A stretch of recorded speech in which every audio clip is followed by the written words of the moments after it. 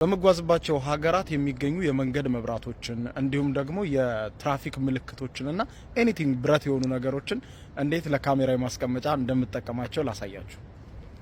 እኔ እንግዲህ ብዙ ጊዜ ትራቨል ሳደርግ የምጠቀመው ይቺን ካሜራ ነው። እቺ ኦስሞ ፖኬት 3 ትባላለች። የዲጂአይ ምርት ነች። ሶ እንደምታዩት እንግዲህ አሁን እኔን እየቀረጸኝ ነው። ስለዚህ ከኋላ የምታዩት እቺ የገጠምኩላት እቺ የምታዩት ነገር ማግኔት ናት። ኤኒ ቦታ ትራፊክ ላይት ላይ ምናምን ላይ ገጥማችሁ ቪዲዮ መቅረጽ ትችላላችሁ ማለት ነው። ስለዚህ እንደምታዩት ይሄ እንግዲህ የትራፊክ ምልክት ነው። ሶ ካሜራዬ እዚህ ላይ ተጣብቃለች አሁን እንደምታዩት። ከዛ ምን አደርጋታለሁ? ፊቴን ትራክ እንድታደርገኝ አደርጋታለሁ። ሶ አሁን ፊቴን ትራክ ማድረግ ጀምራለች። ስለዚህ ሬክ አድርጌ ሄጄ ተሻግሬ አስፋልት ተሻግሬ ስመጣ አሳያቸዋለሁ ማለት ነው። እሷ ፎሎ ታደርገኛለች አሁን እንደምታዩት እንግዲህ ካሜራ እዛ ጋር ነች።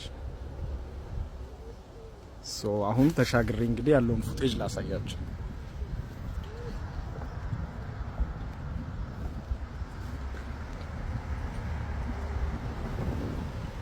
ሶ እንቅስቃሴን ተከትላ ካሜራዋ እንዴት እንደምትዞር ያት